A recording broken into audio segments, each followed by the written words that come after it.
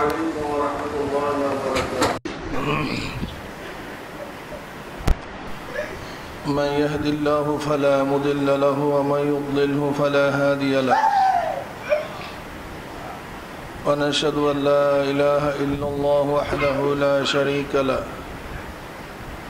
وأشهد أن محمدا عبده ورسوله أرسله بالحق بشيرا ونذيرا بين يدي الساعة من يطع الله ورسوله فقد رشد واهتدى ومن يعصهما فإنه لا يضر إلا نفسه ولا يضر الله شيئا. أعوذ بالله من الشيطان الرجيم. بسم الله الرحمن الرحيم. كتب عليكم الصيام كما كتب على الذين من قبلكم لعلكم تتقون. صدق الله العظيم. সবাই মুহাব্বতের সাথে দুরূদ শরীফ পড়ে আল্লাহ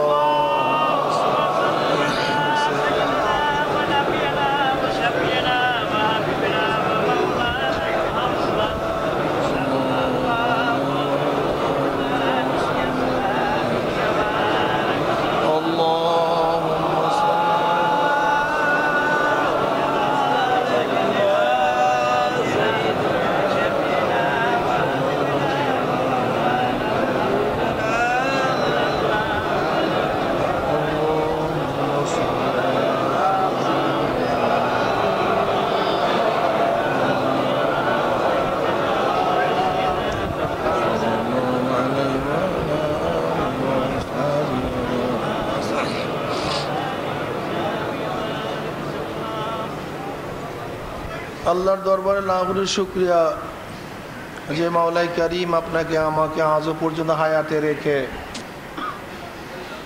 সুস্থ রেখে রমজান মাসের ফরজ রোজা আদায়ের তৌফিক আল্লাহ পাক দান করছেন। অনেক মানুষের হায়াত শেষ হয়ে গেছে, রমজান মাসই পায় নাই, অনেকে তো পাইছে কিন্তু আল্লাহ রোজা রাখার তৌফিক দেয় নাই। আবার অনেকে তো অসুস্থতার কারণে রোজা রাখতে পারতেছে না। আল্লাহ পাক রব্বুল আলামিন আপনাকে আমাকে সুস্থ রেখে হায়াত রেখে রোজা রাখার তৌফিক দান করে আবার উত্তম এক পরিবেশ, সুন্দর এক পরিবেশ, যেখানে রোজা রাখার মতো এক পরিবেশ। শুধু বাদুরের মতো ক্ষুধার্ত থাকার নামই রোজা না।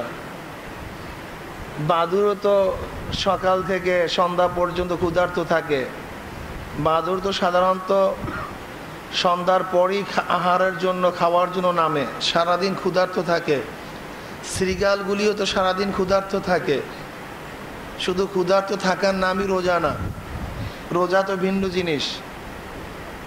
পরিবেশের প্রয়োজন, কানের রোজা, চোখের রোজা, জবানের রোজার জন্য পরিবেশের প্রয়োজন। আল্লাহ পাক রব্বুল আলামিন সেই এক পরিবেশে আপনাকে আমাকে রেখে রোজা আদায়ের তৌফিক দান করছেন। এই শুকরিয়া কিয়ামত পর্যন্ত আদায় করলে শেষ করা যাবে না। আমরা শুকরিয়া দান সবাই বলে আলহামদুলিল্লাহ।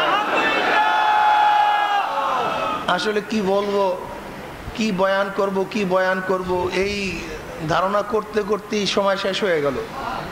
প্রতিদিন চিন্তা করি কি বয়ান করব, এই কি বয়ান করব করতে করতে সময় শেষ। আজকে 14ই রমজান।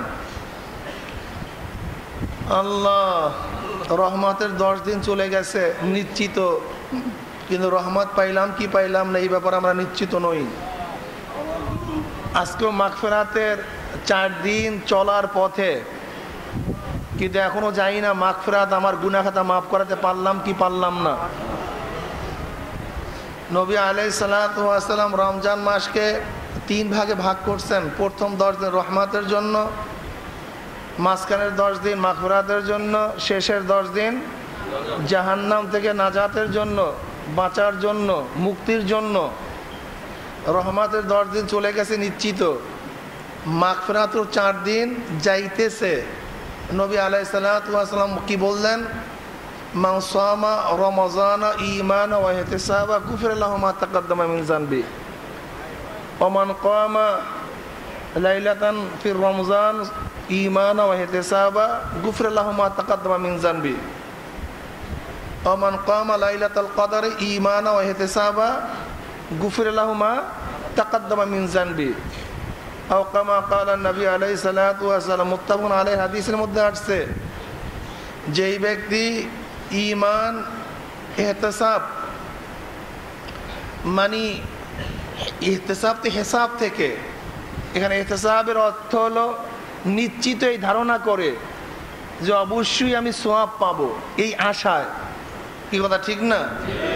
ইয়াকিনের সাথে, বিশ্বাসের সাথে এবং সওয়াবের আশায় যেই ব্যক্তি রমজান মাসে রোজা রাখবে, নবী আলাইহিস সালাতু ওয়াস সালাম ফরমান গুফিরা লাহু মা তাকাদ্দামা মিন যানবি, তার সমস্ত গুনাহ আল্লাহ মাফ করে দিবেন। এখানে গুনাহ মাফের উদ্দেশ্য হলো সগীরা গুনাহ, কবিরা গুনাহ তো তওবা ছাড়া মাফ হয় না।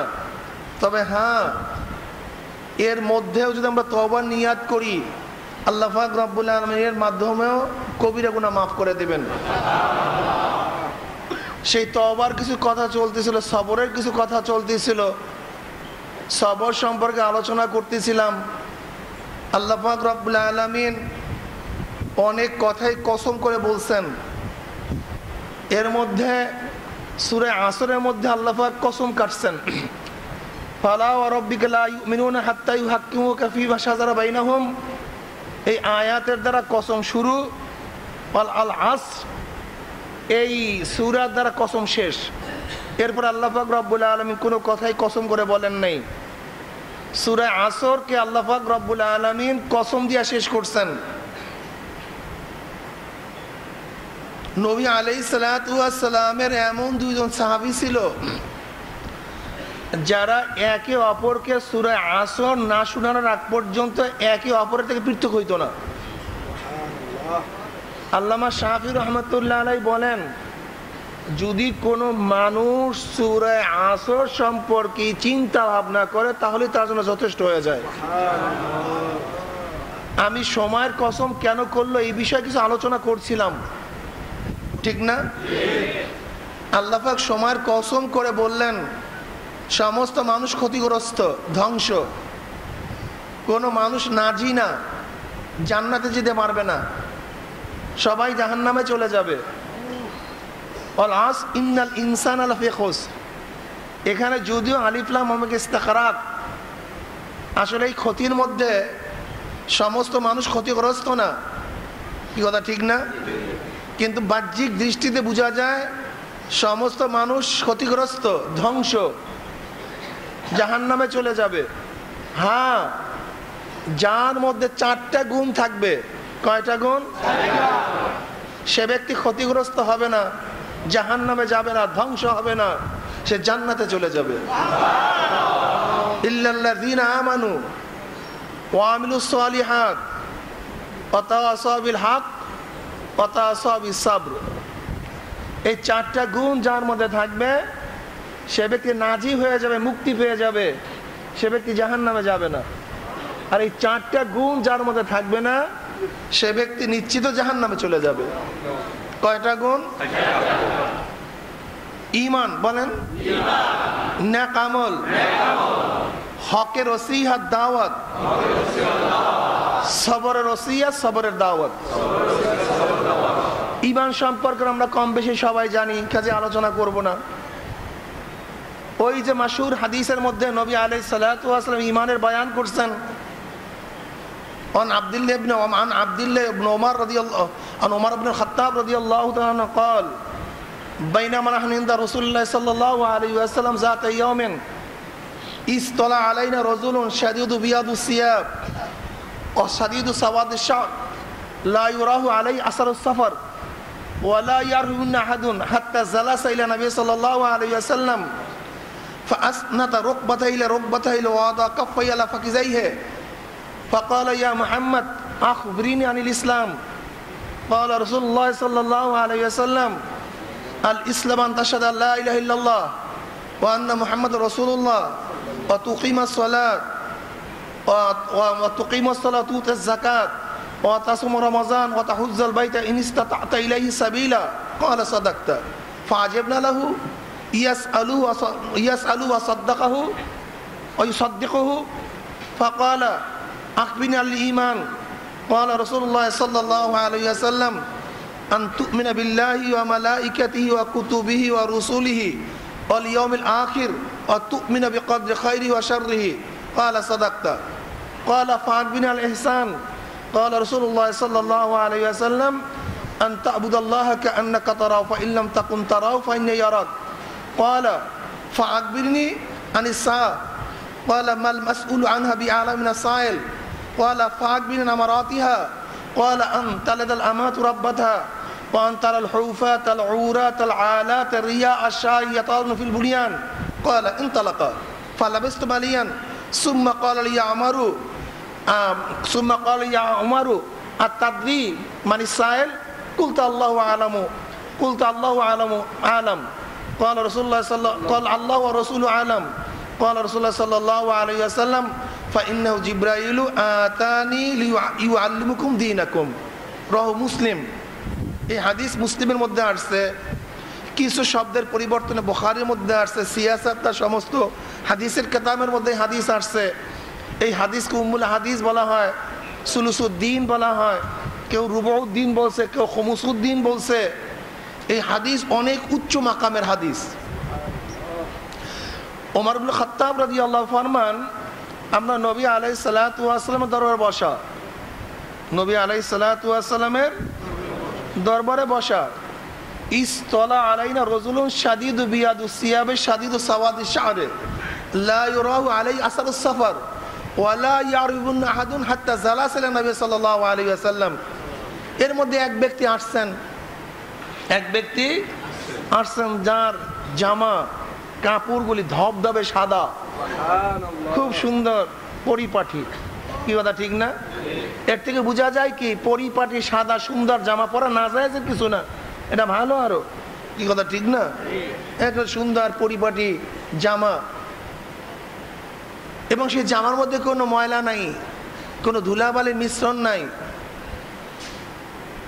এই ব্যক্তিকে আমাদের মধ্যে কেউ চিনেও না, এবং এই ব্যক্তি সফর করে আসছে এরকম কোনো চিহ্ন তার শরীরের মধ্যে, চেহারার মধ্যে। ভাই সফর করে আসলে, বর্তমান সফর আর আগেকার সমরার সফর তো এক না। আগেকার জমানার সফর ঘোড়ার পিঠে, উটের পিঠে, হেঁটে, বহুত কষ্টের সফর, মারাত্মক কষ্ট। এর জন্য তো সফরের মধ্যে আল্লাহ পাক রব্বুল আলামিন এহসান হিসাবে নামাজকে অর্ধেক করে দিয়েছেন। ফরজ নামাজ কি করে দিয়েছেন? অর্ধেক করে, এবং সব ফরজ না, যেই ফরজ 4 রাকাতের ফরজ। কি কথা ঠিক না? তার মধ্যে সফরে কোনো আসন নাই, চিহ্ন নাই, আর লোকটা কাছেরও হবে না। যদি কাছের হইতো, আশেপাশের হইতো, তাই নিশ্চিত আমাদের মধ্যে কেউ না কেউ তাকে চিনত। কিন্তু লোকটা আমাদের আশেপাশেরও না, সফর করে আসে নাই, আমরা কেউ চিনিও না। সোজাসুজি আইসা নবী আলাইহিস সালাতু ওয়াস সামনে বসে গেছেন। কিভাবে বসলেন?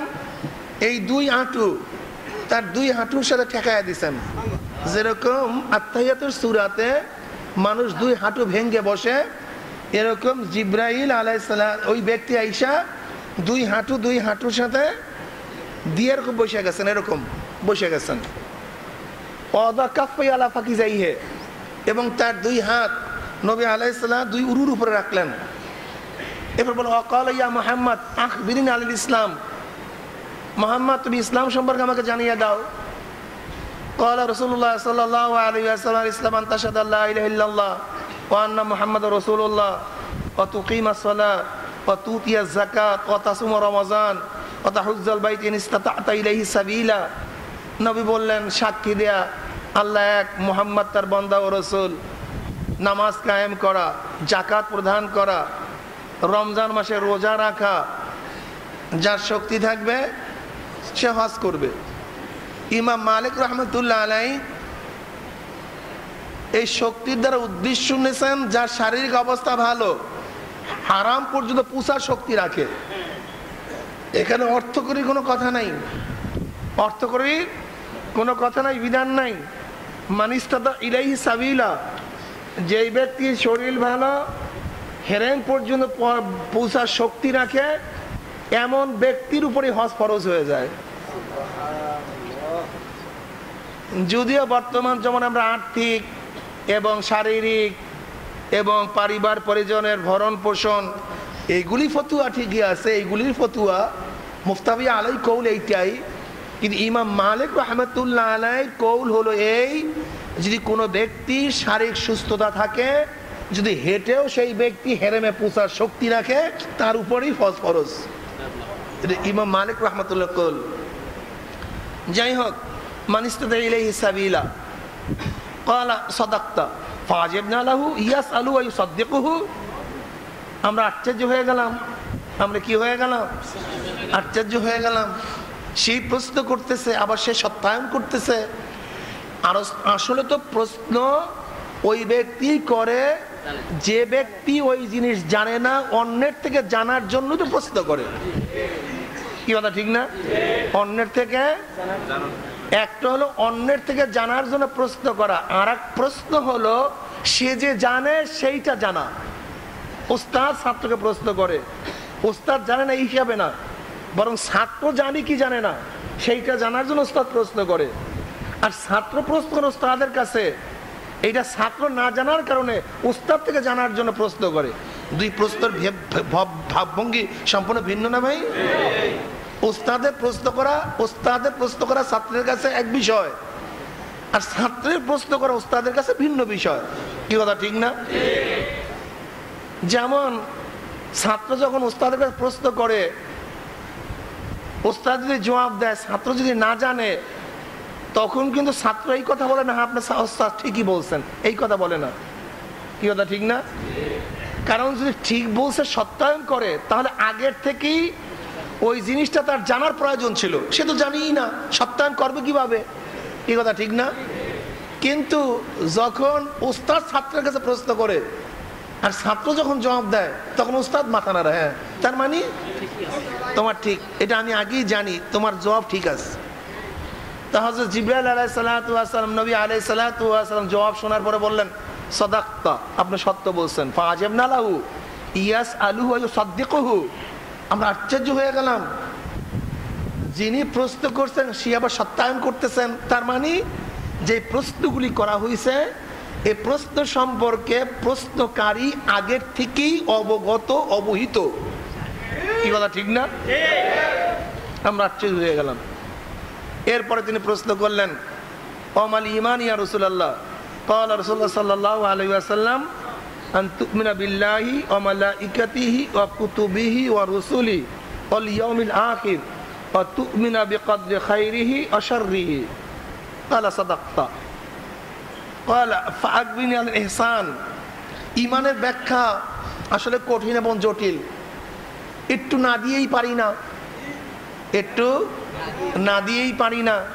আমরা সবাই তো নিজেদেরকে, আসলে আজকে ঈমানের ব্যাখ্যা তো আমার উদ্দেশ্য না, এইদিকে আমি যাবও না। কিন্তু ঈমানওয়ালা তো ঈমানওয়ালাই, কিন্তু ঈমানের নামে, ঈমানের ভাব দ্বারা ঈমানওয়ালা না।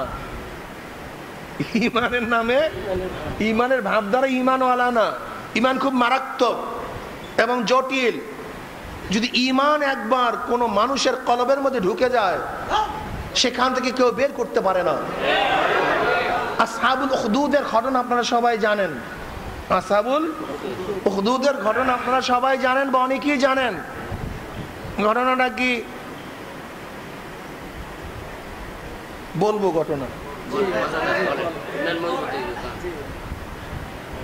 ঘটনাটা কি, এক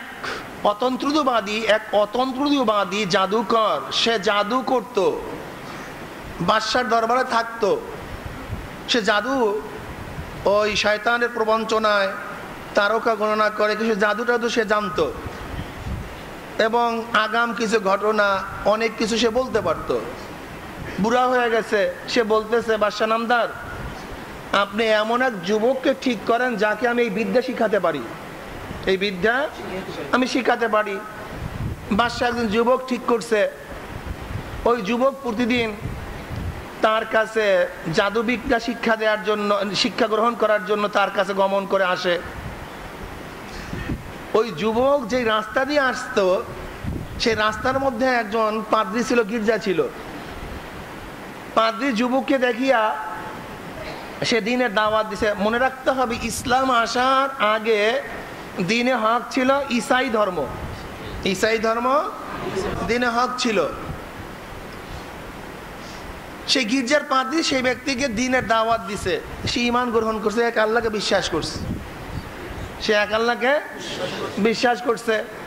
তাই পাদ্রীর কাছে ঈমান আনছে, আর ওই অতন্ত্রবাদীর কাছে, জাদুকারের কাছে জাদুবিদ্যাও শিক্ষা গ্রহণ করতেছে। একদিন হঠাৎ রাস্তার মধ্যে এক সিংহ মানুষের পথ আটকায় রাখছে, পথ আটকায় রাখছে। তখন ওই যুবক হাতের মধ্যে একটা পাথর নিয়ে আল্লাহর কাছে দোয়া করে, মাওলা হে, যদি পাদ্রী সত্য হয় তাহলে তার উসিলায় আমি এই সিংহের গায়ে পাথর মার, তাকে মেরে ফেলো। আর যদি ওই অতন্ত্রবাদী জাদুকর হক হয় তাহলে তুমি তাকে বাঁচাইয়া দাও। এই কথা বলে যখন ওই যুবক সিংহের উপরে পাথর মারছে, অমনি সিংহ ধ্বংস হয়ে গেছে, মারা গেছে। তখন লোক মুখে আলোচনা শুরু হয়ে গেছে, এই যুবকের মধ্যে ভিন্ন কিছু আছে, ভিন্ন কিছু আছে, ভিন্ন কিছু আছে। লোক দলে দলে ঈমান আনা শুরু করছে, ঈমান আনা শুরু করছে। তখন ওই সময়ের বাদশা, যার নাম জু নওয়াস, বাদশা ইয়ামানের, সে যারা ঈমান আনছে ওই যুবককে মারার জন্য, হত্যা করার জন্য চেষ্টা করতেছে। তার সাথীদেরকে মেরে ফেলছে এবং যুবককে বলছে তাকে এইভাবে মারলে চলবে না, তাকে পাহাড়ের উপরে উঠাও এবং পাহাড়ের উপর থেকে ধাক্কা দিয়ে ফেলে দাও, তারপর তাকে মেরে ফেলো। কিন্তু যুবককে যখন পাহাড়ের উপর উঠাইল, যারা উঠাইছে তারাই পইরা গেছে, কিন্তু যুবককে মারতে পারে নাই। যারা মারার জন্য উঠছে তারাই পইরা মারা গেছে। এরপরে বলতেছে তাকে সাগরের মধ্যে ডুবাইয়া দাও, কিন্তু যারা সাগরের মধ্যে তাকে ডুবাবার জন্য নিছে তারাই সাগরের মধ্যে মারা গেছে, কিন্তু যুবক মরে নাই। এখন যুবক নিজেই বাদশাকে বলতেছে, জু নওয়াজ বাদশাকে বলতেছে, আমাকে তুমি এইভাবে মারতে পারবা না, আমাকে এইভাবে তুমি মারতে পারবা না। যদি আমাকে মারতেই চাও তাহলে বিসমিল্লাহির রহমানির রহিম বলিয়া আমার উপর তীর আঘাত করো। বিসমিল্লাহির রহমানির রহিম বলিয়া আমার উপর তীরের আঘাত করো, আমি মারা যাব। বাদশা তাই করছে। বিসমিল্লাহির রহমানির রহিম বলিয়া যখন তার গায়ে তীর নিক্ষেপ করছে, উম্মি যুবক দুনিয়া থেকে বিদায় হয়ে গেছে। এই অবস্থা দেখিয়া মানুষ দলে দলে ইসলাম গ্রহণ করা শুরু করছে, ঈমান আনা শুরু করছে। বাদশা বিবেকে পড়িয়া গেছে, খুব ক্ষিপ্ত হয়ে গেছে, খুব ক্ষিপ্ত। তখন এই ঈমানওয়ালাদেরকে মারার জন্য বাদশা আগুনের বড় বড় কূপ খনন করছে। উখদুদ, আসহাবুল উখদুদকে মারার জন্য বড় বড় 20,000 মুমিনকে ওই গর্তের মধ্যে কি করছে, দাহ করছে, মেরে ফেলছে। যার মধ্য থেকে মাত্র 2 জন মানুষ বেঁচে সিরিয়ায় চলে গেছে। ওই যেই বাচ্চা ছোটবেলায় কথা বলছে সেই ঘটনাও কিন্তু এই ঘটনাই, এই ঘটনা আমি আগে বলছি, কাজে সেদিকে যাব না। 4 জন বাচ্চা গোটা দুনিয়ার মধ্যে বাচ্চা অবস্থায় কথা বলছে, সেই ঘটনা আগেই বলছি, আজকে আর বলবো না। 20,000 মুমিনদেরকে আগুনের মধ্যে পোড়াইয়া মারছে, মাত্র 2 জন ব্যক্তি পালাইয়া সিরিয়ায় চলে গেছে। তখন সিরিয়া রোমকদের আন্ডারে, রোমক শাসকতন্ত্রে ছিল।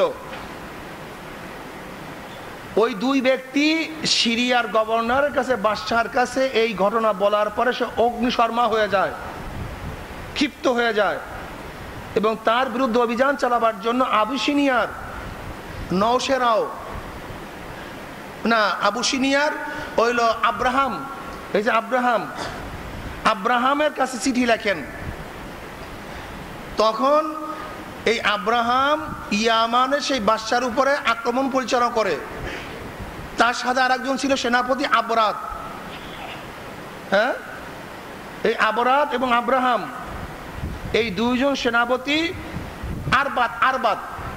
আরবাত এবং আব্রাহাম।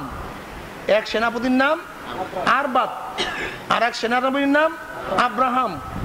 এই 2 সেনাপতি ইয়ামানের উপরে বাদশাহ জু নাওশাহের উপরে আক্রমণ করে এবং তাদেরকে পরাজিত করে জু নাওশাহ সে ব্যক্তি পিছন থেকে পালাইয়া সাগরের মধ্যে ঝাঁপ দিয়ে দুনিয়া থেকে বিদায় হয়ে যায়। এরপর আব্রাহা একটা গির্জা করে, গির্জা, এই গির্জাটা এত উঁচা এবং এত সুন্দর, সে চিন্তা করছে ইয়ামানে থাকা আরবরা এবং কুরাইশরা কাবা শরীফে তোয়াফ করার জন্য, সম্মান দেখাবার জন্য যায়, কাজে মানুষ যেন কাবা শরীফের অভিমুখী না হয়, বরং এই গির্জার মধ্যে মানুষ কাবা, এই গির্জার মধ্যে মানুষ তোয়াফ করে, এখানেই আসে। এর জন্য সে অনেক অর্থ ব্যয় করে, অনেক টাকা ব্যয় করে একটা গির্জা স্থাপন করছে, যেই গির্জার নিচে দাঁড়াইলে উপরে দেখা যাইতো না, এত উঁচা করছে এবং এত সুসজ্জিত, স্বর্ণের দ্বারা অঙ্কিত, খুব সুন্দর একটা গির্জা করছে। কাহতানিরা এবং কোরাইশিরা যেহেতু কাবা বাদ দিয়ে অন্য কোনো জায়গাকে শ্রদ্ধা করাকে পছন্দ করে না, এবং আব্রাহা সে ঘোষণা দিয়ে দিল এখানেই তোমাদেরকে তোয়াফ করতে হবে, তোমরা কাবা শরীফে গমন করতে পারবে না। এতে কাহতানিদের মধ্যে বা কুরাইশদের মধ্যে থেকে কোনো এক ব্যক্তি রাত্রে ওই গির্জার মধ্যে মলমূত্র ত্যাগ করছে, মলমূত্র ত্যাগ করছে। এতে আব্রাহা খুব ক্ষিপ্ত হয়ে যায় এবং সে শপথ গ্রহণ করে আমি অবশ্যই অবশ্যই কাবাকে ধ্বংস করে ফেলবো, কাবাকে ধ্বংস করে ফেলবো। এই মর্মে সিরিয়ার বাদশার কাছে চিঠি প্রেরণ করে, বাদশাহ সম্মতি দেয়, শুধু সম্মতিই দেয় না, বরং সেই বাদশাহ মাহমুদ নামীয় একটা হাতি এবং তার সাথে আরো 8টা হাতি প্রেরণ করে কাবাকে ধ্বংস করার জন্য, কাবাকে ধ্বংস করার জন্য। এরপর আব্রাহাম রওনা করছে, কাবাকে ধ্বংস করবে। আরবরা কাবাকে শ্রদ্ধা করে, তারা মাঝখানে বাধা দিল নওফল নামীয় এক সৈনিকের নেতৃত্বে, কিন্তু নওফল তাকে রক্ষা করতে পারে নাই, তাকে বন্দী করা হয়েছে, সামনে অগ্রসর হয়েছে, সামনে অগ্রসর হয়েছে, আরও একটা বাধার সম্মুখীন হয়েছে। এরপর তায়েফ পর্যন্ত চলে গেছে। তায়েফের মধ্যে গিয়া যখন তারা স্থির করছে, তাবু ফালাইছে, তায়েফের মানুষ তাদের সাথে সমঝোতা করছে, যুদ্ধ অবতীর্ণ হয় নাই। এরপরে ওই যে নুফাইল বা নওফাল, যাকে তারা পথ প্রদর্শক হিসাবে অ্যারেস্ট করার পরে পথ প্রদর্শক হিসেবে কাজে লাগাইছে, যখন তায়েফ থেকে মক্কার দিকে অভিযান শুরু করবে, মাগমাস নামক স্থানে যখন আব্রাহার সৈন্যদল পৌঁছে গেছে, মাগমাসের মধ্যে কুরাইশদের উট চালানো হইতো, উট কি হইতো? চালানো হইতো। সেখানে নবী আলাইহিসসালাতু ওয়াস সালামের দাদা আব্দুল মুত্তালিবেরও 200 উট ছিল। কয়শো উট ছিল? ওই 200 উট আব্রাহাম নিয়ে গেছে। নিয়ে যাওয়ার পরে ওই যে নুফাইল বা নওফাল, সে মাহমুদ নামীয় সে হাতি, যেটা সিরিয়া থেকে আসছিল, মাহমুদ নামীয় হাতিটা সাধারণত সমস্ত হাতির চেয়ে বড় ছিল, এরকম সচরাচর হাতি দেখা যায় না। তার কানে কানে গিয়ে বলছে, হ্যাঁ হাতি, তুই কোথায় যাও? তো আল্লাহর ঘর, খবরদার তুই আল্লাহর ঘরের সাথে বেয়াদবি করিস না। সে বীর বীর বীর করবে কইরা ওই মাহমুদ হাতির কানে কানে কি জানে বলছে, বলার সাথে সাথে হাতি বসে গেছে, আর সামনে অগ্রসর হয় না, কোনো অবস্থাতে অগ্রসর হয় না। লোহার বড় বড় শিক দিয়ে গুতানো হয়, সে উঠে না। কিন্তু কাবার দিকে চালাইলে হাতি চলে না, অন্যদিকে চালাইলে হাতি চলতে থাকে, অন্যদিকে চালাইলে হাতি চলতে থাকে। এরপরে আব্রাহার একজন দূত গেল কুরাইশদের কাছে, এই কাবা শরীফের দায় দায়িত্ব কে আছে? হযরত আব্দুল মুত্তালিবকে দেখা দেওয়া হলো। আব্দুল মুত্তালিব আব্রাহার কাছে গেল। আব্দুল মুত্তালিবের চেহারা দেখে আব্রাহা সিংহাসন থেকে নিচে নেমে আসছে। তার চেহারা সুদর্শন, চেহারা দেখে আকর্ষণীয় রূপ, সিংহাসনের থেকে নিচে চলে আসছে। এরপরে বসছে, কথাবার্তা শুরু করছে। কিন্তু খাজা আব্দুল মুত্তালিব বলতেছে, আমার উটগুলি আপনি আমাকে দিয়ে দেন, আমার উটগুলি আপনি আমাকে দিয়ে দেন। অন্য রওয়ায়াতের মধ্যে আসছে আব্দুল মুত্তালিবের সাথে এখানে কুরাইশের অন্য অন্য কিছু লোকও ছিল, নেতৃবৃন্দ লোক ছিল। তারা বলছিল যে আপনাকে আমরা মাল সম্পদ, ধন দৌলত এবং আমাদের উৎপত্ত যেই সমস্ত উৎপাদন, যেই সমস্ত ফসল হবে তার 1/3 আপনাকে প্রতি বছর দিয়ে দেব। তবে আপনি কাবা ধ্বংস করিয়েন না, আপনি এখান থেকে চলে যান। আর খাজা আব্দুল মুত্তালিব সে বলছে আপনি আমার উটগুলি দিয়ে দেন। আব্রাহা বলতেছেন আমি তো তোমার চেহারা দেখে মনে করছিলাম খুব বুদ্ধিমান, তুমি খুব গাম্ভীর্য, তুমি খুব নেতৃস্থানীয় লোক, কিন্তু তোমার কথাবার্তায় তো আমি তোমাকে কোনো বুদ্ধিমান মনে করতেছি না। বলে কেন, ঘটনা কি?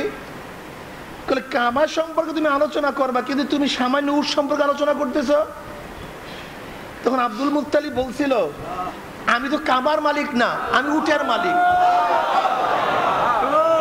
আমি তো কাবার মালিক না, কাবার মালিক কাবা নিয়ে চিন্তা করবে, আমি উটের মালিক, আমি উট নিয়ে চিন্তা করতেছি। কাবাকে রক্ষা করার দায়িত্ব আল্লাহ।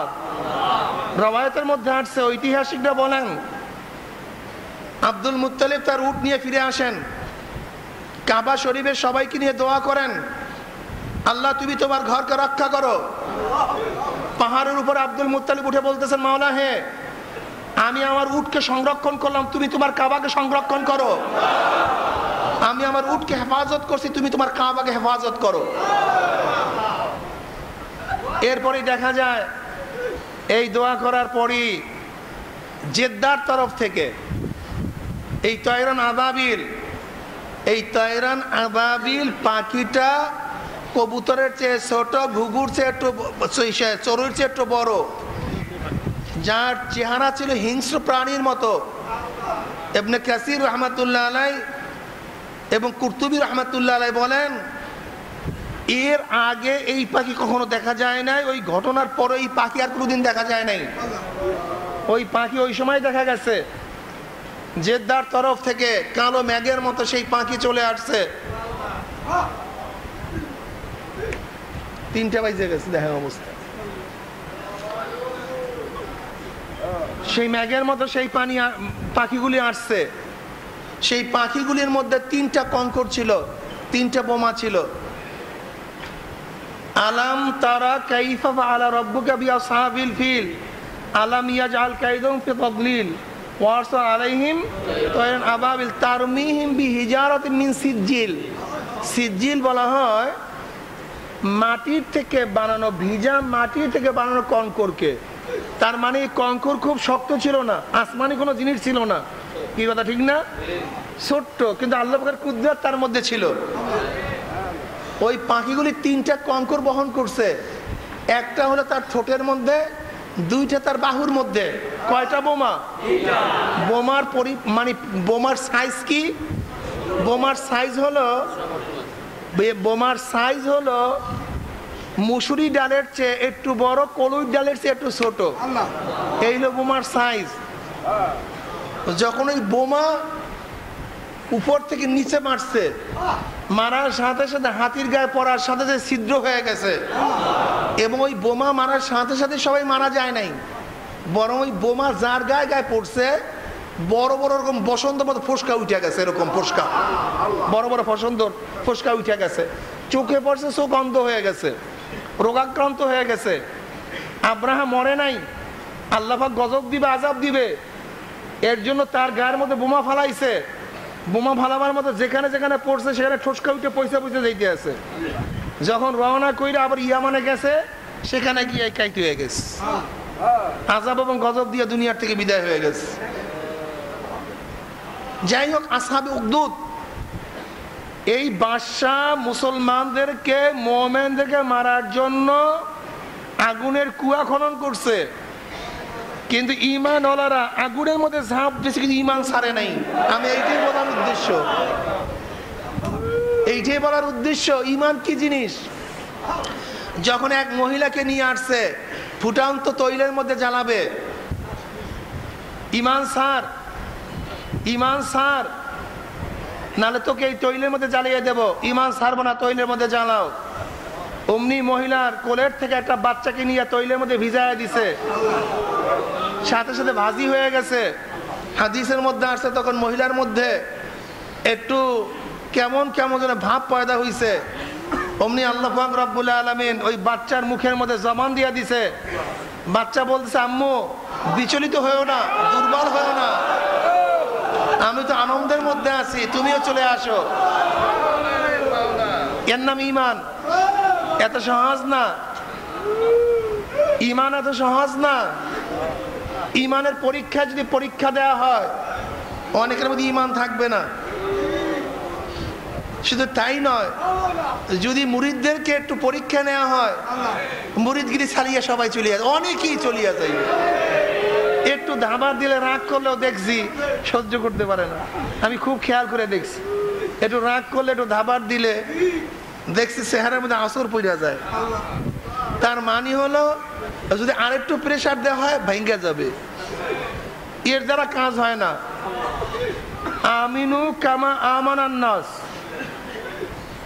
আমিনু ঈমান আনো, কামা আমানান নাস যেরকম ঈমান আনছে লোকেরা। এখানে আলিফ লাম, নাসের আগে আলিফ লাম, আলিফ লামে আহাদে খারেজি, মাহুদে খারেজ কারা? সাহাবারা। তার মানে আমিনু কামা আমানান নাস। আমাকে বলেন তো, এই নাসের দ্বারা উদ্দেশ্য যদি আগেকার খ্রিস্টান মুসলমান হয়, তাহলে তো খ্রিস্টান হওয়া জরুরি হয়ে পড়ে। আগেকার যদি ইহুদিরা হয়, তাহলে ইহুদি হওয়া জরুরি হয়ে পড়ে। তো কোন লোকদেরকে দেখে ঈমান আনবে আমাকে বলেন তো? আমিনু কামা আমানান নাস, যেইভাবে সাহাবার ঈমান আনছে সেইভাবে ঈমান আনো। আমিনু কামা আমানান নাস, এই লোক দ্বারা উদ্দেশ্য কি? সাহাবা। ঈমান আনো যেইভাবে ঈমান আছে কারা? কি বুঝলেন? আপনি বিদেশ থেকে আসছেন, বায়ার মাল নিবেন 1 কোটি পিস, টুপি নিবেন 1 কোটি পিস টুপি নিবেন। বায়ার সাহেব বলতেছে মালিকের সাথে, এই যে দেখেন টুপির স্যাম্পল, এই স্যাম্পল নেন, দস্তখত করেন। আপনি 1 পিস দেন, আমাকে 1 পিস নেন, আপনি 1 পিস নেন, আমাকে 1 পিস দেন। দুইজনে দস্তখত করছে, মালের অর্ডার হয়ে গেছে। কত পিস? 1 কোটি পিস। যখন বায়ার ওই মাল নিবে তখন কি করবে ভাই? ও যে দস্তখত দেয়া স্যাম্পল, ওই স্যাম্পলের সাথে মিলাবে। যদি স্যাম্পলের সাথে এই প্রোডাক্ট মিলে, তাহলে সমস্ত প্রোডাক্ট গ্রহণ করা হবে। আর ওই স্যাম্পলের সাথে যদি হুবাহু না মিলে, সমস্ত প্রোডাক্ট প্রত্যাখ্যান করা হবে, একটা প্রোডাক্টও নেওয়া হবে না। কি বাবা, এ ব্যাপারে একমত না? আমি কথাটা বুঝাতে পারছি কি পারছি না? ক্লিয়ার? স্যাম্পলের সাথে মিলবে, মাল গ্রহণ করা হবে। মিলবে না, না আপনার মাল নেব না। আমি দেখছি, আমি বললাম অনেক গার্মেন্টসে গিয়ে, ভাই এতগুলি গেঞ্জি পরে আছে কেন? বলে হুজুর একটু ভুল হয়েছে। বলে এই সেলাইটা ওরা যেইভাবে দেওয়ার জন্য বলছিল, আমি সেইভাবে সেলাই দেইনি, শুধু একটু সেলাই। বায়াররা যেইভাবে সেলাই দেওয়ার কথা বলছিল, আমার সেলাইটা সব ঠিক। কেউ ধরতে পারবেন না, আপনারা কেউ ধরতে পারবেন না, কেউ ধরতে পারবেন না। কিন্তু এখানে কলারটা একটু আপনি চ্যাপটা করে ফেলাইছেন, 2 সুতা 1 সুতা, কিন্তু বায়ার 2 সুতা বলে নাই, সে 1 সুতা বলছিল, কিন্তু তার স্যাম্পলের সাথে মিলে নাই। এই জন্য দেখেন হুজুর আমার 1 কোটি পিস সমস্ত রিজেক্ট করে দিছে। আমি তখন চিন্তা করলাম, আমিনু কামা আমানান নাসের আয়াতের তাফসীর তখন বুঝছি আমি। যেরকম বায়ার আপনাকে স্যাম্পল দিয়া দস্তখত করছে, স্যাম্পলের সাথে মিলবে মাল গ্রহণ করা হবে, স্যাম্পলের সাথে মিলবে না প্রত্যাখ্যান করা হবে। আল্লাহ পাক ঈমানের স্যাম্পল দিয়া দিছে। এই যে দেখ সাহাবী, এই স্যাম্পল। আমি কিয়ামতের ময়দানে তোদের ঈমানকে এই সাহাবাদের ঈমানের সাথে মিশাবো, মিলাবো। যাদের ঈমান সাহাবাদের ঈমানের সাথে মিশবে সে জান্নাতে যাবে, আর যার ঈমান মিলবে না প্রত্যাখ্যান হবে, জাহান্নামে চলে যাবে। আমিনু কামা আমানান নাস। খবরদার এই স্যাম্পলের সাথে মিলা তার ঈমানকে মজবুত করতে হবে। তুমি ইচ্ছা মতো নিজে ইচ্ছা করলেই ঈমান আনলে সেই ঈমানে কাজ হবে না। তুমি নিজে বাবু ডাঙ্গুর নিস, হামকে বাবু ডাঙ্গুর নিস, এই ডাঙ্গুর নিস্তে মুক্তি পাওয়া যাবে না, জান্নাতে যাওয়া যাবে না। কি কথা ঠিক না? ঈমান সাহাবাদের ঈমানের মধ্যে আনতে হবে। আর সাহাবাদের ঈমান কেমন মজবুত ছিল, কেমন ছিল? আল্লাহু আকবার। আনাস ইবনে মালিক রাদিয়াল্লাহু তাআলা ফরমান, আচ্ছা ঈমানের কিছু ব্যাখ্যা বুখ্যা দেই, যেহেতু এদিকে চলেই আসছি আর দরকারও এই বিষয়গুলি আমি মনে করতেছি, এই জন্য সাহাবাদের দুই একটা ঘটনা শোনাবার আমাদের দরকার আছে ঈমানকে মজবুত করার জন্য।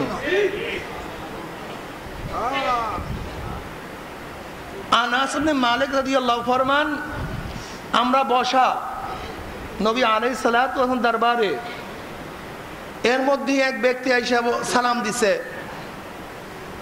এবং সেই ব্যক্তি বলছে, ইয়া নবী আল্লাহ, আমার বিট খুঁটে চেহারা, খারাপ চেহারা জান্নাতে যেতে কি কোনো বাধা প্রদান করবে?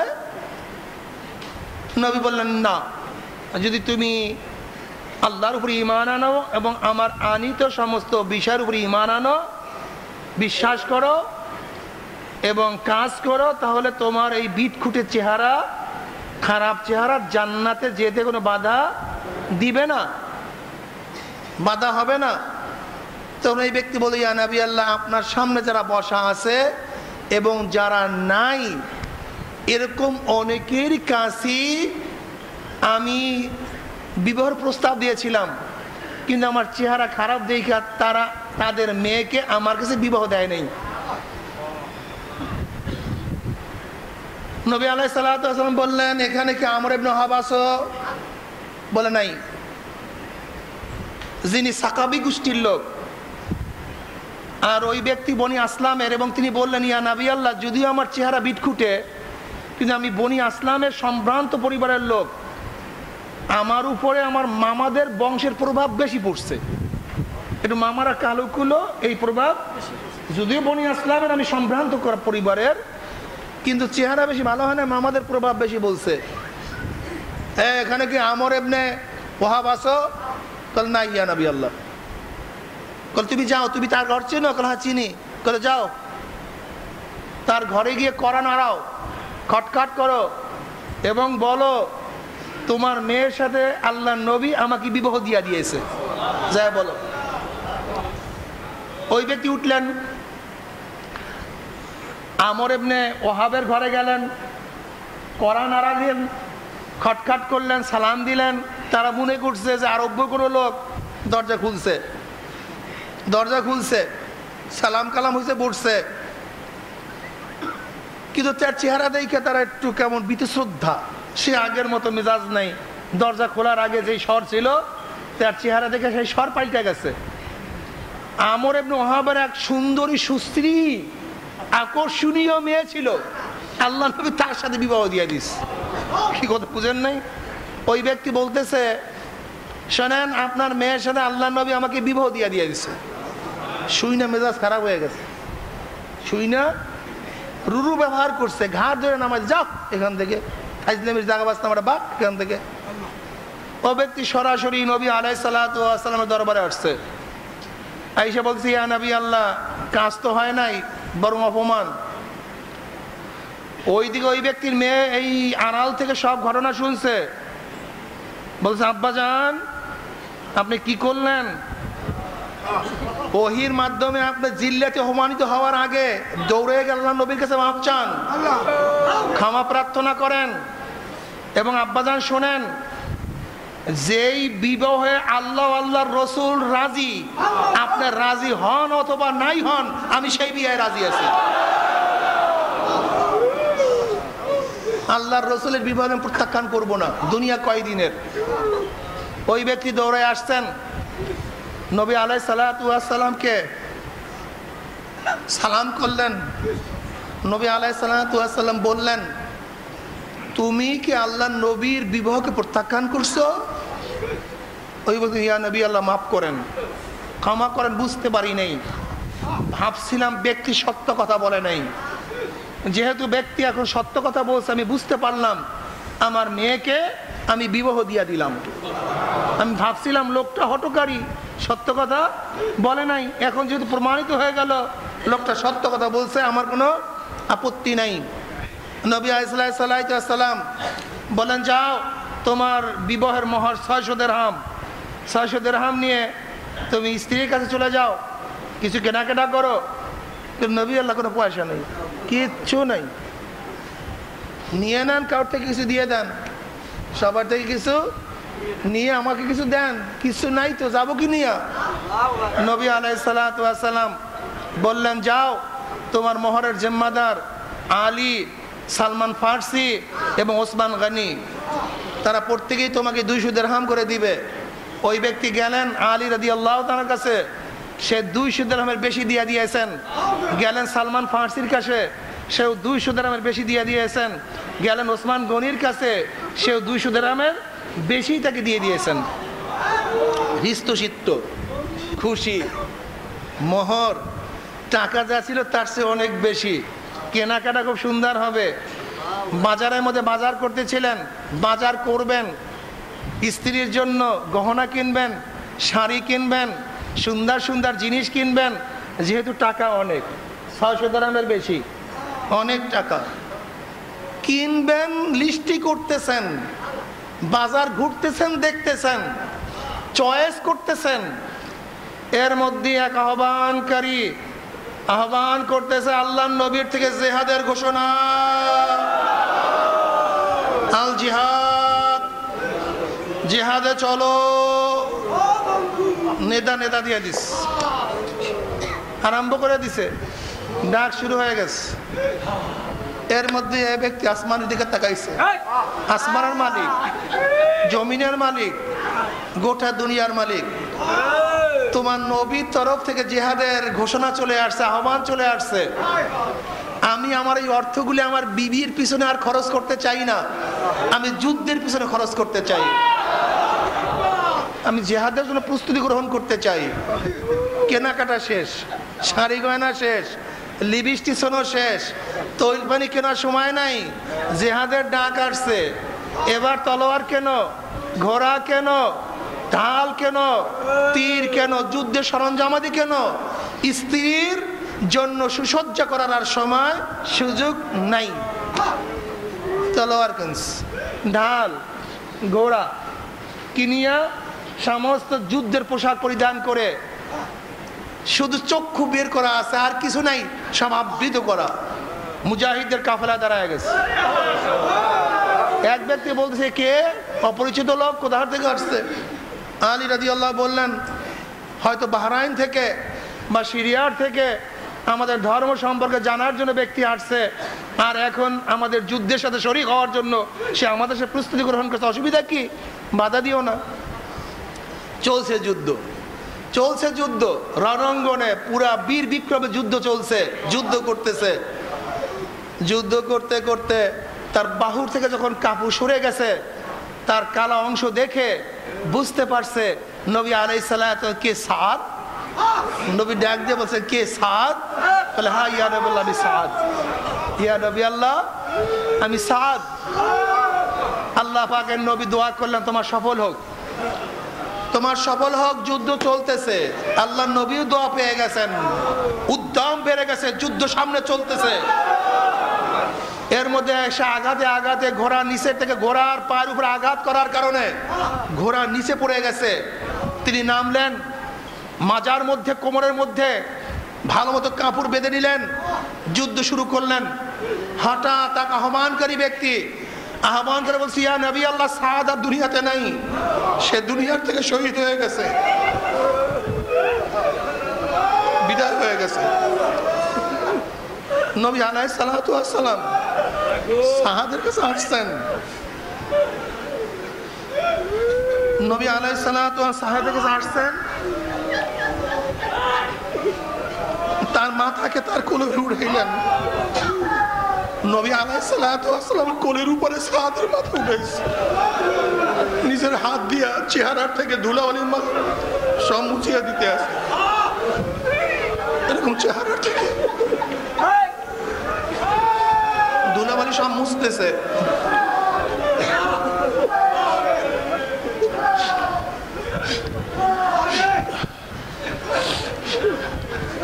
নবী আলাইহিস সালাম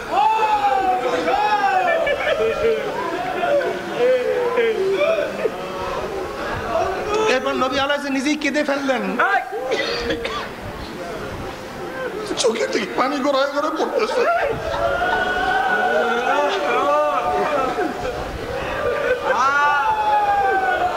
এরপরে একটু পরে হাসলেন, এরপরে তার চেহারাকে তিনি ঘুরায় নিলেন এবং তিনি বলছেন আলহামদুলিল্লাহ, সাদ হাউজে পৌঁছে গেছে। আবু লুবাবা রাদিয়াল্লাহু ফরমান, ইয়া নবী আল্লাহ, আমার বাপ মা আপনার উপর কুরবান হোক, হাউস কি?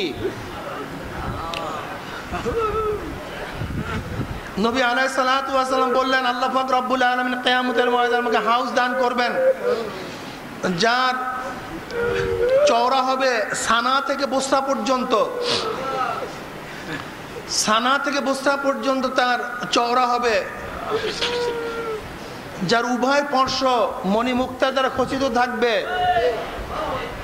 যার পানি দুধের চেয়ে সাদা, মেশকের চেয়ে ঘেরান এবং মধুর চেয়ে বেশি সুসাজিত হবে।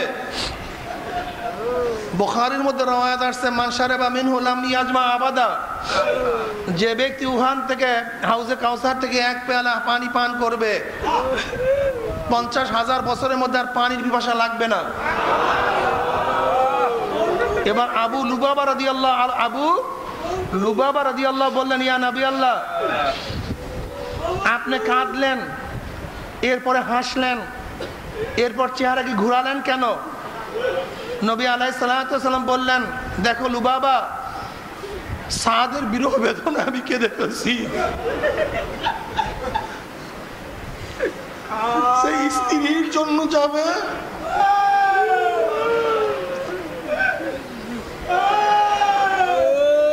স্ত্রীর জন্য কেনাকাটা করার জন্য রওনা করছে। আল্লাহ নবীর জিহাদের আহ্বানে শেষে দুনিয়ার থেকে বিদায় হয়ে গেছে, তার মহাব্বতে আমি কেঁদে ফেলছি। বলে হাসলেন কেন? বলে তার মর্যাদা, তার মাকাম দেখিয়া, তার উচ্চ মাকাম দেখে আমি হেসে ফেলছি। আল্লাহ পাক তাকে এত উচ্চ মাকাম দান করছেন, এর জন্য আমি হেসে ফেলছি। বলে ইয়া নবী আল্লাহ, আপনি চেহারাকে ঘুরালেন কেন? বলে আমি দেখলাম সাদকে রিসিপশন জানাবার জন্য জান্নাতের সুন্দরী সুশ্রী হুরগণ তাদের পার গোড়ালু উন্মোচন করে এবং তাদের আকর্ষণীয় চেহারা নিয়ে সাদকে রিসিপশন জানাবার জন্য আসতেছিল। তাদেরকে দেখে আমার চেহারাকে ঘুরে ফেলাইছে।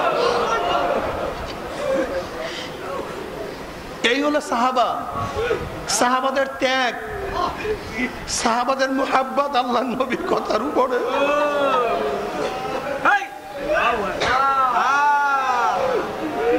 ওই মেয়ের অবস্থা কি দেখেন,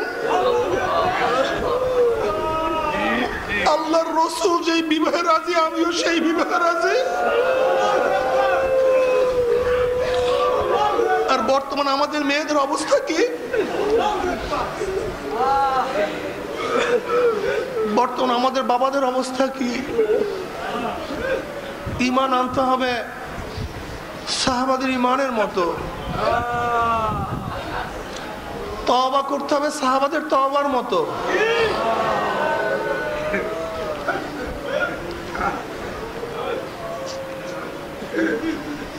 আলী রাদিয়াল্লাহু ফরমান,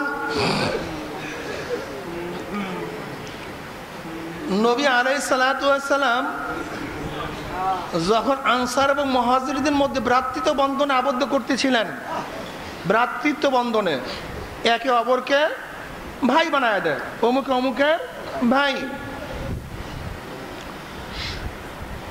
তখন নবী আলাইহিস সালাতু ওয়াস সাঈদ ইবনে আব্দুর রহমান এবং সালাবা রাদিয়াল্লাহু তাআলার মধ্যে ভাই হিসেবে আবদ্ধ করলেন, দুইজনকে ভাই বানায় দিলেন, সাঈদ রাদিয়াল্লাহু তাআলাকে আর সাহাবা রাদিয়াল্লাহু তাআলাকে। সাঈদ রাদিয়াল্লাহু তাআলা গজওয়ায়ে তবুকে চলে গেলেন তার ধর্মভাইকে রেখে। তার ধর্মভাই সাঈদ রাদিয়াল্লাহু তাআলার বাড়ির পরিবার পরিজনের খেদমতে ব্যস্ত, খেদমত করতেন। জঙ্গল থেকে পাহাড় থেকে কাঠ কেটে মাথায় বহন করে নিয়ে আসতেন, মস্ক ভরে পানি নিয়ে আসতেন, খেদমতের মধ্যে ছিলেন। একদিন তিনি যখন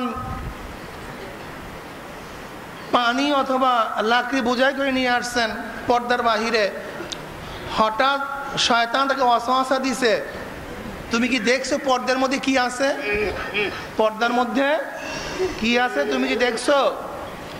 সাহাবা রাদিয়াল্লাহু তাআলা পর্দা যখন উঠালেন, হযরত সাঈদ রাদিয়াল্লাহু তাআলার স্ত্রী খুবই সুন্দরী সুচিরি ছিল, তাকে দেখে ধৈর্য ধারণ করতে পারলেন না, তিনি তাকে গিয়ে স্পর্শ করলেন। অমনি সাঈদ রাদিয়াল্লাহু তাআলার স্ত্রী বললেন, তুমি তোমার ভাই হেরেমের ইজ্জতকে রক্ষা করতে পারলে না। এই কথা বলার সাথে সাথে তার মধ্যে চেতনা ফিরে আসছে, সে তাকে ছেড়ে দিয়ে এখন বলছে, হায় আফসোস, হায় লাঞ্ছনা, হায় আফসোস, হায় লাঞ্ছনা, হায় অপমান, আমি কি করলাম, আল্লাহ তুমি মাফ করে দাও। এই কথা বলতে বলতে চিল্লাতে চিল্লাতে পাহাড়ের মধ্যে চলে গেছে। আর শুধু চিল্লাইতেছে, হায় অপমান, হায় আফসোস, হায় লাঞ্ছনা। দেখো তুমি অবাধ্য ব্যক্তির অবস্থা কি, এরকম চিল্লায় আর আল্লাহর কাছে মাফ চায়। তবুকের যুদ্ধ থেকে ফেরার পরে সবাই সবার সাথে দেখা করার জন্য আসে, কিন্তু সাঈদ রাদিয়াল্লাহু তাআলা ভাই সাহাবা তার সাথে দেখা করার জন্য আসে না। ঘটনা কি, সে কোথায়? বাড়িতে গেলেন, গিয়া তার স্ত্রীকে বললেন, আমার ভাই কোথায়? বলে, সে তো আপনার হেরেমের ইজ্জতকে রক্ষা করতে পারে নাই, সে তো পাহাড়ে চলে গেছে, চিল্লাইতেছে, সে তো এই কাজ করছে। সে তার ভাইয়ের খোঁজে গেলেন, গিয়া দেখলেন পাহাড়ের মধ্যে চিল্লাচিল্লি করতেছে আর বলছে, হায় আফসোস, হায় লাঞ্ছনা, হায় অপমান, আল্লাহ তুমি মাফ করে দাও, আমি কি করলাম, আমি ভুল করছি, মাফ চাইতেছি। সাঈদ রাদিয়াল্লাহু বললেন, তুমি চলো। বললেন, আমি যাব না, আমি অন্যায় করে ফেলছি। বললেন, না তোমাকে যেতে হবে। বললেন, না আমি যাব না, আমি অন্যায় করে ফেলছি। তবে হ্যাঁ আমি যেতে পারি। যেরকম ভাগা গোলাম কে যেরকম হাত পায়ে শিকাল বেঁধে মালিকের কাছে হাজির করা হয়, এইভাবে যদি আমাকে হাত পায়ে শিকাল বেঁধে আমাকে নিয়ে যেতে পারেন তাহলে আমি তোমার সাথে যাব। তাই করা হলো, তার হাত পায়ে শিকাল বেঁধে নিয়ে আসা হয়েছে। সাহাবা রাদিয়াল্লাহু তাআলা এক মেয়ে ছিল খামসানা, খামসানা রাদিয়াল্লাহু তাআলা আসলেন এবং তাকে টানতে টানতে ওমরের দরজা নিয়ে গেছেন। ওমর রাদিয়াল্লাহু তাআলা তার সমস্ত ঘটনা শোনার পরে বলছে, সাহাবা রাদিয়াল্লাহু বললেন, আমাকে কি আপনি মাফ করবেন? বলে, আমার মনে চায় তোমাকে মাপের পরিবর্তে তোমার চুলগুলি টেনে আমি ছিঁড়ে ফেলি, ভাগো এখান থেকে, আমার কাছে তোমার কোনো মাপ নাই। তিনি তাকে ভাগাইয়া দিলেন, চলে গেছেন আবু বকর সিদ্দিক রাদিয়াল্লাহু তাআলার কাছে। আবু বকর সিদ্দিক রাদিয়াল্লাহু তাআলা তাকে দেখে বললেন, তুমি আমার দরজা থেকে চলে যাও, আমি না তোমার গজবের মধ্যে পতিত হয়ে যাই। তোমার উপরে গজব নাজিল হলে সেই গজবের মধ্যে আমি পতিত না হয়ে যাই, আমার কাছে কোনো মাপ নাই, তুমি এখান থেকে চলে যাও, আমি তোমাকে মাফ করতে পারবো না। তার মেয়ে তাকে নিয়ে গেলেন জনাবে মুহাম্মদ রাসূলুল্লাহ সাল্লাল্লাহু আলাইহি ওয়াসাল্লামের দরবারে। ভাবছিল ওমর যেহেতু মাফ করে নাই, আবু বকর মাফ করবে, আবু বকর যেহেতু মাফ করে নাই, রহমাতুল্লাহ আলামিন নবী মাফ করবেন। নবী আলাইহিস সালাতু ওয়াস সালাম নিয়ে যাওয়ার পরে নবী আলাইহিস সালাতু ওয়াস সালাম তার হাত পায়ের মধ্যে কড়া বেঁধে দেখে বললেন, তুমি তো আমাকে জাহান্নামের কথা স্মরণ করিয়ে দিয়েছো, তুমি যেই কাজ করছো আমার কাছে কোনো মাপ নাই, তুমি এখান থেকে চলে যাও। খামসানা রাদিয়াল্লাহু বললেন, আব্বাজান, যদি আল্লাহর রাসূল আপনাকে কবুল না করে, মুসলমানরা আপনাকে কবুল না করে, তা আমি আপনাকে বাপ হিসেবে পরিচয় দেব না। এবার সাহাবা রাদিয়াল্লাহু তাআলা পাহাড়ে চলে গেলেন, কাঁদতেছেন, চিল্লাইতেছেন, কাঁদতেছেন, চিল্লাইতেছেন। এমনভাবে কাঁদেন, সারা রাত্র কাঁদতে কাঁদতে চিল্লাইতে চিল্লাইতে ফজর পর্যন্ত আল্লাহর কাছে মাফ চান আর বলেন, মাওলা হে তুমি আমাকে মাফ করে দাও, আমাকে ক্ষমা করে দাও, আমি ভুল করছি, আমাকে মাফ করে দাও। সারা রাত তো সেজদায় পড়ে কাঁদতে থাকেন আর চিল্লাইতে থাকেন।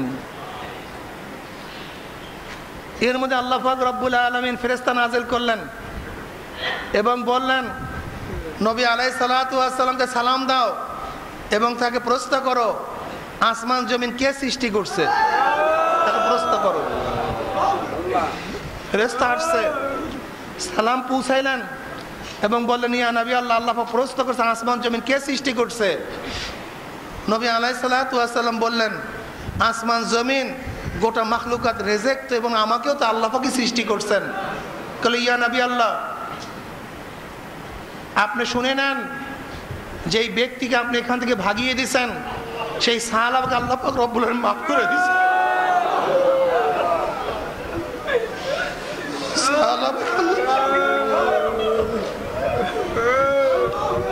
আল্লাহ পাক মাফ করে দিয়েছে। ওই যে সাহাবা আল্লাহর কাছে বলে, মাওলা হে ওমরের দরজা থেকে ভাগিয়ে আসছি, ওমর আমাকে মারতে চেয়েছে, আবু বকর আমাকে আশ্রয় দেয় নাই, মাফ করে নাই। ভাবছিলাম তোমার নবী আমাকে মাফ করবেন, আশ্রয় দিবেন, তোমার নবী আমাকে মাফ করেন, এখন তোমার দরবারে হাজির হয়ে গেছি। তুমি আমাকে ভাগাইয়া দাও, আমাকে মাফ না করে আমি কার কাছে যাব, কার কাছে মাফ চাবো? তোমার রহমত কি শেষ হয়ে গেছে? তোমার মাগফিরাত কি শেষ হয়ে গেছে? তোমার ক্ষমার দরজা কি বন্ধ হয়ে গেছে?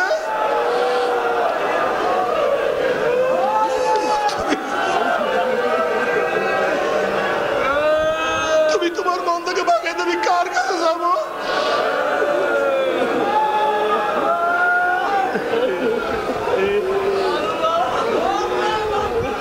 এ নবী আল্লাহ, ওই বন্ধাকে আল্লাহ ক্ষমা করে দিচ্ছে। নবী আলাইহিস সালাম খুশি, তার চেহারা উজ্জ্বল হয়ে গেছে। নবী আলাইহিস সালাম মজলিসে বললেন, কারা আছে সাহাবাকে আমার কাছে নিয়ে আসতে পারো। আবু বকর ওমর দাঁড়ায় গেছেন, আমরা তাকে নিয়ে আসবো। সালমান ফারসি আলী রাদিয়াল্লাহু দাঁড়ায় গেলেন, আমরা তাকে নিয়ে আসবো। নবী আলাইহিস সালাতু ওয়াস সালাম আলী এবং সালমান ফারসি রাদিয়াল্লাহু আনহুকে ইজাজত দিলেন তাকে নিয়ে আসার জন্য।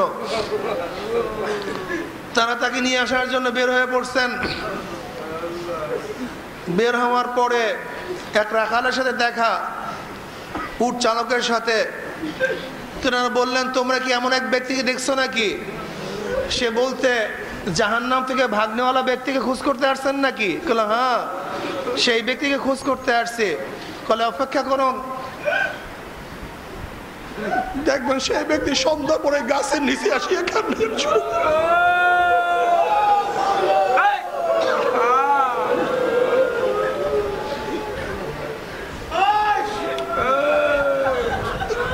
সে সারা রাত্র ওই গাছের নিচে কান্নাকাটি করে আল্লাহর কাছে মাপ চায়,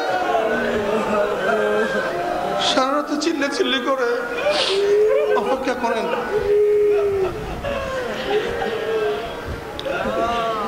যখন সন্ধ্যা গুনে আসছে মাগরিবের পরে, সালমান ফারসি রাদিয়াল্লাহু আলী রাদিয়াল্লাহু দেখলেন সাহাবা আসছে, আসিয়া শুধু বলে, হায় আফসোস, হায় লাঞ্ছনা, হায় অপমান, হায় অপদস্থ, আল্লাহ তুমি মাফ করে দাও।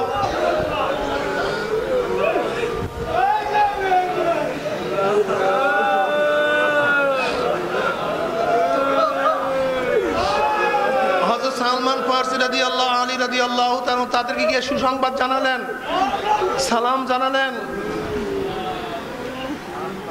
সুসংবাদ শুনিয়েই সাহাবা রাদিয়াল্লাহু বললেন, ভাই আগে বলেন আমার প্রিয় ব্যক্তি নবী কেমন আছে?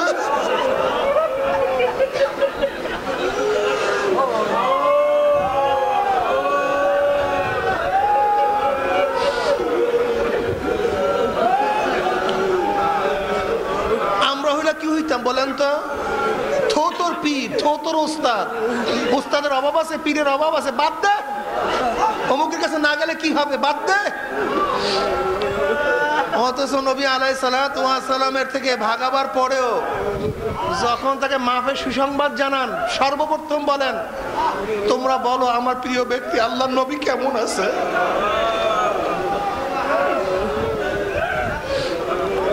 তখন তারা বললেন আলহামদুলিল্লাহ ভালো আছেন, তুমি চলো। আলী রাদিয়াল্লাহু ফরমান, আমরা যখন তাকে নিয়ে আসছি তখন ফজরের নামাজে বেলাল ইকামত দিয়া দিছে, নামাজ শুরু হয়ে গেছে। আমরা পিছনের কাছে দাঁড়ালাম।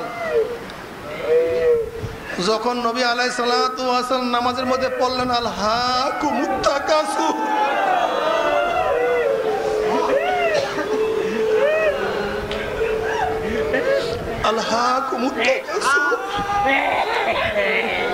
দুনিয়ার প্রাচার্য তোমাদেরকে গাফিল করে ফেলছে, তোমাদেরকে ধ্বংস করে ফেলছে।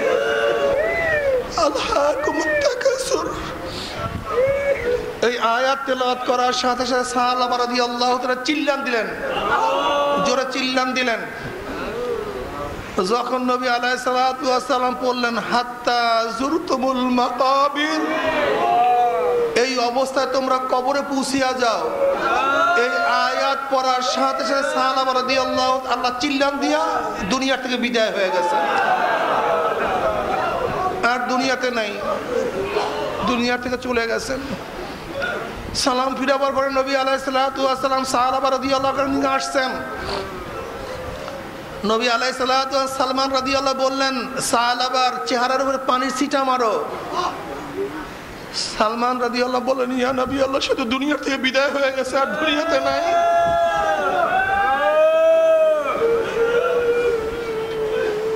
নবী আলাইহিস সালাতু ওয়াস সালাম বললেন,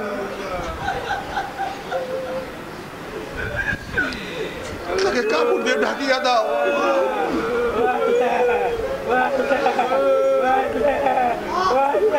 এরপরে তার মেয়ে খামসানা আসছে, আয়েশা বলছে, ইয়া নবী আল্লাহ, আমার বাবার কি হলো?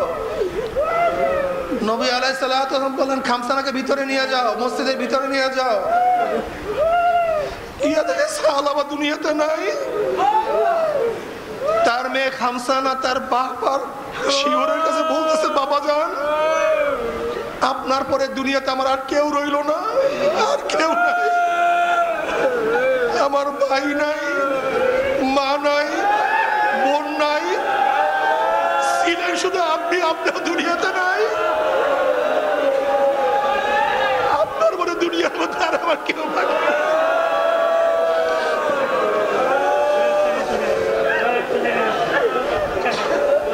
আমার নবী আমাদের দয়ার নবী, মেহেরবান নবী। আমার নবী বলতেছেন, খামসানা, তুমি কি চাও আমি তোমার বাবা হব, ফাতেমা তোমার বোন হবে?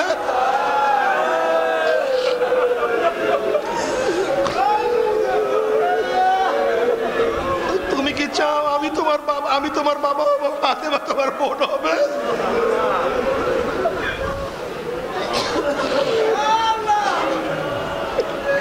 খামসানা রাদিয়াল্লাহু বলে, ইয়া নবী আল্লাহ, আমি রাজি, আমি খুশি, আপনার মতো বাবা আমি পেয়েছি, ফাতেমার মতো বোন আমি পেয়েছি, এর চেয়ে বেশি চাওয়া পাওয়ার আমার কিছুই নাই। নবী আলাইহিস সালাতু ওয়াস সালাম সাহাবা রাদিয়াল্লাহু তাআলা জান্নাতুল বাকির মধ্যে যখন তাকে দাফন করার জন্য নিয়ে যাওয়া হয়েছিল, তিনিও পিছনে পিছনে হাঁটতেছেন।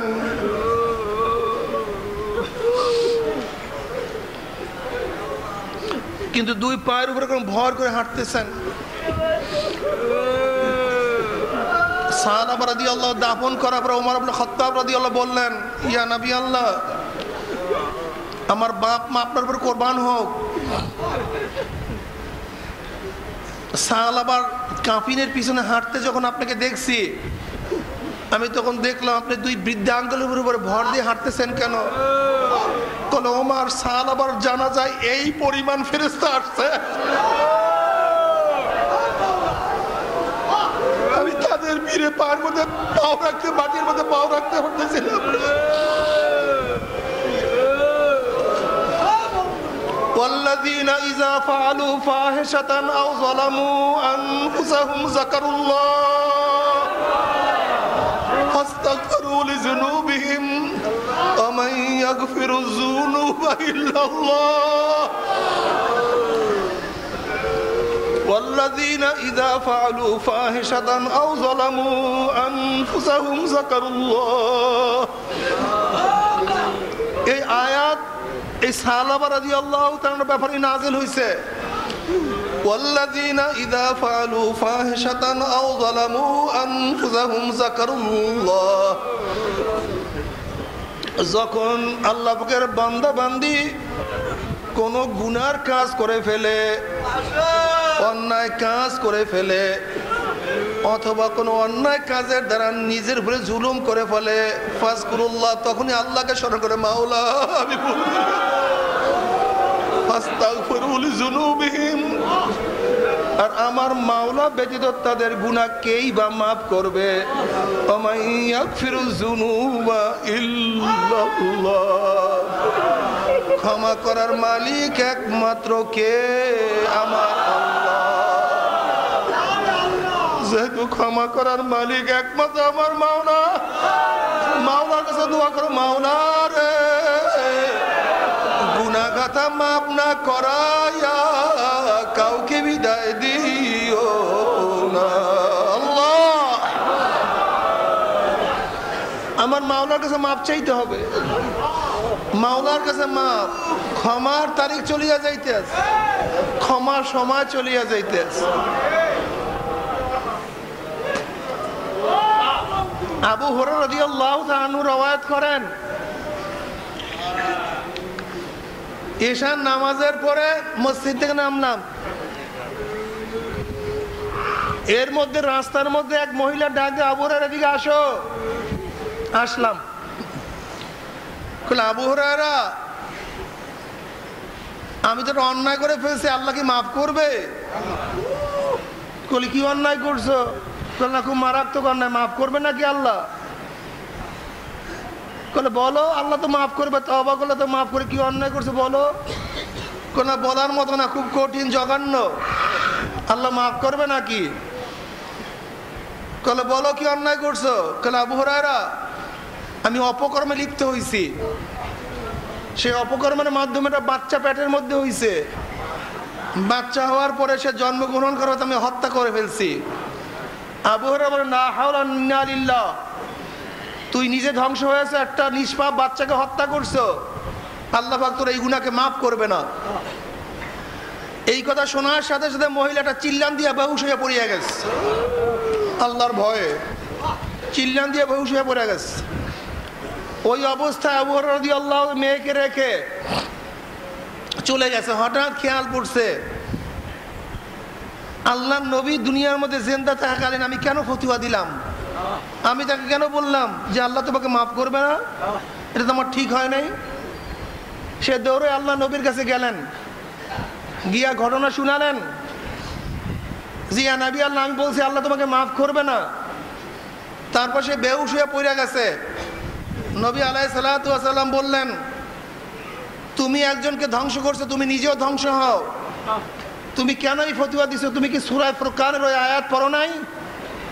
والذين لا يدعون إلى الذين لا يدعون مع الله إلها آخر ولا يقتلون النفس التي حرم الله إلا بالحق ولا يزنون ومن يفعل ذلك يلقى أثاما يضاعف له العذاب يوم القيامة ويخلد فيه مهانا إلا من تاب وآمن وعمل عملا صالحا فأولئك فأولئك يبدل الله سيئاتهم حسنات وكان الله غفورا رحيما ومن تاب وعمل صالحا فإنه يتوب إلى الله متابا. এ আবু হুরায়রা তুমি কি পড়ো নাই? আল্লাহ পাক রব্বুল আলামিন সূরা ফুরকানের মধ্যে ফরমান, ওয়াল্লাযীনা লা ইয়াদউনা মা আল্লাহি ইলাহান আখার ওয়া লা ইয়াকতুলুনা আন-নাফসাল্লাতী হাররামাল্লাহু ইল্লা বিল হক ওয়ালা ইয়াজনুনা ওয়া মান ইয়াফআল যালিকা ইয়ালকা আসামা। যারা আল্লাহর সাথে শিরক করবে না, আল্লাহর সাথে কাউকে শরীক করবে না, আল্লাহর সাথে কাউকে ডাকবে না, আল্লাহ পাকের জাত এবং সিফাতের সমতুল্য কাউকে মনে করবে না, অন্যায়ভাবে কাউকে হত্যা করবে না এবং জিনা করবে না, যারা এই কাজগুলি করবে তারা তো গুনার মধ্যে তারা তো পাপের মধ্যে আবদ্ধ হয়ে যাবে। ইয়ালকা আসামা, তাদেরকে কষ্ট এবং যন্ত্রণা আযাব তাদেরকে গ্রাস করবে। ইউদাফ লাহুল আযাব ইয়াউমাল কিয়ামাত ওয়া ইয়াখলুদ ফীহি মুহানা, তারা কিয়ামতের ময়দানে জাহান্নামের মধ্যে চিরদিন জাহান্নামের মধ্যে থাকবে এবং কষ্টের মধ্যে থাকবে, কোনোদিন ভোগ করতে পারবে না, সেখান থেকে রক্ষা পাবে না। ইল্লা মান তাবা ওয়া আমানা ওয়া আমিলা আমালান সালিহান ফাউলাইকা ইউবাদদিলুল্লাহু সাইয়্যাতিহিম হাসানাত ওয়া কানা আল্লাহু গফুরার রহিমা। কিন্তু যেই ব্যক্তিরা দুনিয়ার মধ্যে তওবা করবে, মাওলা রে গুনাহ করব, তুমি মাফ করিয়া দাও আল্লাহ, তুমি ক্ষমা করিয়া আল্লাহ তুমি মাফ করিয়া দাও, তুমি আমাকে ক্ষমা করিয়া দাও আল্লাহ, তুমি মাফ করিয়া দাও আল্লাহ, তুমি ক্ষমা করিয়া দাও।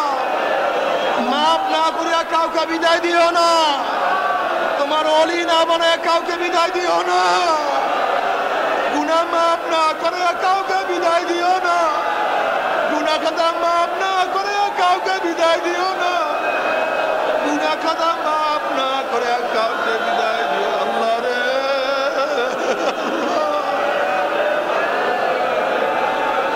আল্লাহ গুনাহ খাতা মাফ না করে কাউকে বিদায় দিও আল্লাহ, সবাইকে মাফ করিয়া দাও।